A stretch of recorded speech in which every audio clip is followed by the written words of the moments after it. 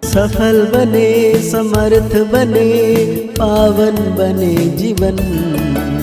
मीठी मुरली सुन के पाए सुख सघन।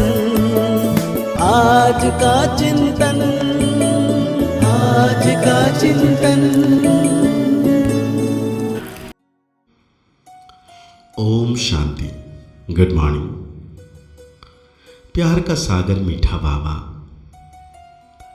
सद्बुद्धि देकर, सद्ज्ञान देकर सद्गति दिलाने वाले सर्वशक्तिवान बाबा आज हम बच्चों को कह रहे हैं, यह पुरुषोत्तम युग ही गीता एपिसोड है।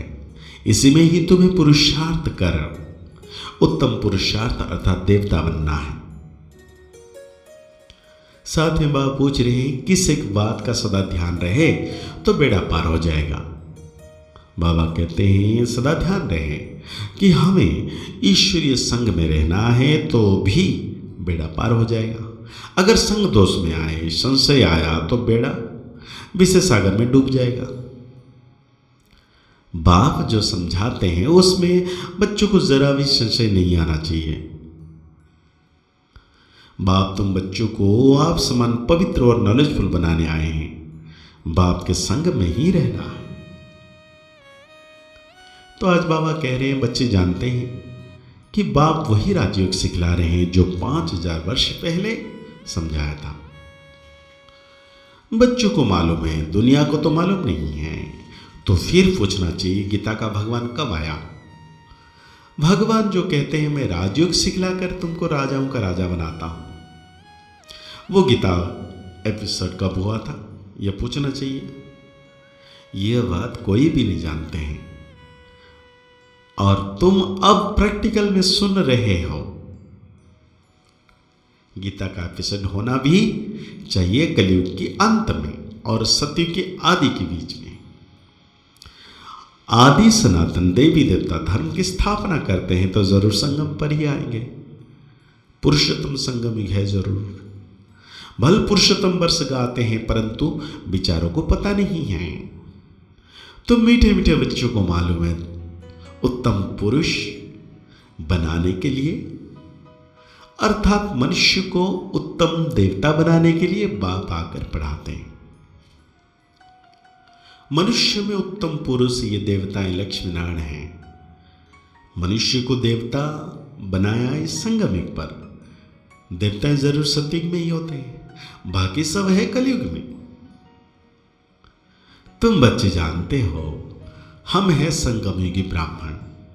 यह पक्का पक्का याद करना है, नहीं तो अपना कुल कभी किसी को भूलता नहीं है, परंतु यहां माया भुला देती है। हम ब्राह्मण कुल के हैं फिर देवता कुल के बनते हैं। अगर यह याद रहे तो बहुत खुशी रहे।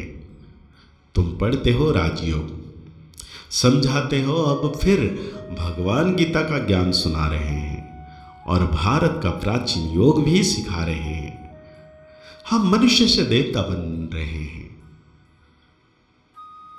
बाप जरूर संगम पर ही आए होंगे। महाभारी महाभारत लड़ाई भी है। हम भी यहां जरूर हैं, ऐसे भी नहीं सब फट से काम पर जीत पाते हैं। हर बात में टाइम लगता है। मुख्य बात बच्चे यही लिखते हैं बाबा हम विश्व वैतरणी नदी में गिर गए तो जरूर कोई ऑडियंस है। बाप का फरमान है काम को जीतने से तुम जगत जीत बनेंगे। ऐसे नहीं जगत जीत बनकर फिर विकार में जीत जाते होंगे। जगत जीत यह लक्ष्मी नारायण है, इनको कहा जाता है संपूर्ण निर्विकारी। देवताओं को सब निर्विकारी कहते हैं। जिसको तुम राम राज्य कहते हो वो है वाइसलेस वर्ल्ड, यह है विशेष वर्ल्ड। अपवित्र गृहस्थ आश्रम बाबा ने समझाया है।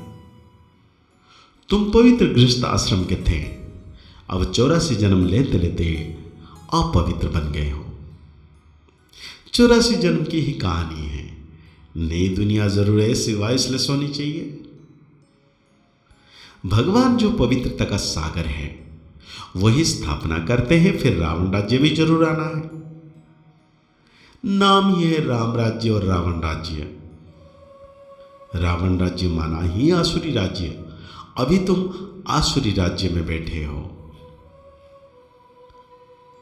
और ईश्वरीय पढ़ाई पढ़ रहे हो। इसलिए कलयुग के अंत, सतयुग की आदि, जिसको कहते हैं पुरुषोत्तम संगम युग। बाबा कहते हैं मैं खुद डायरेक्ट आया हूं, तुम्हारे लिए हथेली पर बहिष्ठ लाया हूं। जैसे बच्चा जब पैदा होता है तो बाप का वर्षा उनके हथेली पर ही है। बाप कहेंगे यह घर बार आदि सब कुछ तुम्हारा है। बेहद का बाप भी कहते हैं तुम जो मेरे बनते हो तो स्वर्ग की बादशाही तुम्हारे लिए है। 21 पीढ़ी, क्योंकि तुम कान पर जीत पा लेते हो, इसलिए बाप को महाकाल कहते हैं। महाकाल कोई मारने वाला नहीं है, उनकी तो महिमा की जाती है। समझते हैं भगवान ने यमदूत भेज मंगा लिया, ऐसे कोई बात नहीं। यह सब है भक्ति मार्ग की बातें। बाप कहते मैं कालों का काल हूं। पहाड़ी लोग महाकाल को भी बहुत मानते हैं। महाकाल के मंदिर भी है, ऐसे झंडियां लगा देते हैं तो बाप बैठ बच्चों को समझाते हैं। यह भी समझते हो कि राइट बात है। बाप को याद करने से ही जन्म जन्मांतर के विकर्म भस्म होते हैं, तो उसका प्रचार करना चाहिए। कुंभ के मेले आदि बहुत लगते हैं, स्नान करने का भी बहुत महत्व बताया है। अब तुम बच्चों को यह ज्ञान अमृत 5000 वर्ष के बाद मिलता है। वास्तव में इसका अमृत नाम नहीं है, यह तो पढ़ाई है। यह सब है भक्ति मार्ग के नाम। अमृत नाम सुनकर चित्रों में पानी दिखाया। बाप कहते हैं मैं तुमको राजयोग सिखलाता हूं। पढ़ाई सबसे ऊंच, जिससे ऊंच पद मिलता है, सो मैं आकर पढ़ाता हूं। भगवान का कोई ऐसा सजा हुआ रूप तो है नहीं, यह तो बाप इसमें आकर पढ़ाते हैं। पढ़ाकर आत्माओं को आप समान बनाते हैं। खुद लक्ष्मी नारायण थोड़ी है जो आप समान बनाएंगे। आत्मा पढ़ती है, उनको आप समान नॉलेजफुल बनाते हैं। ऐसे नहीं भगवान भगवती बनाते हैं। उन्होंने श्री कृष्ण को दिखाया, वो कैसे पढ़ाएंगे। सतयुग में पतित थोड़ी होते हैं। बाबा कहते हैं तुम सदगति में जाते हो, फिर यह बातें होती नहीं। अब तुम बच्चे सम्मुख बैठे हो, तुम शिव बाबा से पढ़कर टीचर बने हो। शिव भगवान उवाच मैं तब आता हूं जब भारत में अति धर्म ग्लानि होती है। गीतावादी भल कहते हैं यदा यदा ही धर्मस्य ग्लानित भवति भारत, परंतु अर्थ नहीं समझते हैं। तुम्हारा यह बहुत छोटा झाड़ है, इनको तूफान भी लगते हैं, नए झाड़ है ना। फिर यह फाउंडेशन भी है। इतने अनेक धर्मों के बीच एक आदि सनातन देवी देवता धर्म का सैपलिंग लगता है। कितनी मेहनत है, औरों को मेहनत नहीं लगती है, वो ऊपर से आते रहते हैं। यहाँ तो जो सत्ययुग त्रेता में आने वाले हैं उन्हीं की आत्माएं बैठ पड़ती है। जो पतित हैं उनको पावन देवता बनाने के लिए बाप पढ़ाते हैं। तो बाबा कहते हैं, बाबा खुद बतलाते हैं मैं इनमें प्रवेश कर पढ़ाता हूं। इसलिए दिखाया है ब्रह्मा द्वारा स्थापना और पालना द्वारा विनाश। यह बड़ी समझने की बात है। भगवान उवाच मैं तुमको राजयोग सिखलाता हूं।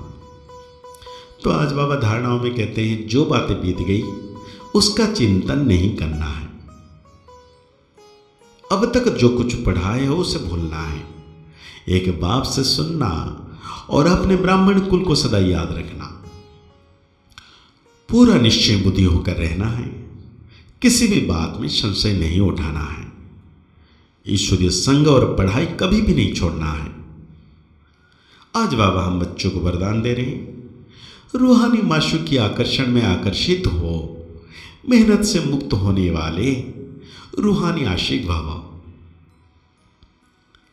माशूक अपने खोए हुए आशिकों को देख खुश होते हैं। रूहानी आकर्षण से आकर्षित हो अपने सच्चे माशूक को जान लिया, पा लिया, यथार्थ ठिकाने पर पहुंच गए। जब ऐसी आशिक आत्माएं इस मोहब्बत की लकीर के अंदर पहुंचती हैं तो तो अनेक प्रकार की मेहनत से छूट जाती है, क्योंकि यहाँ ज्ञान सागर के स्नेह की लहरें, शक्ति की लहरें सदा के लिए रिफ्रेश कर देती है।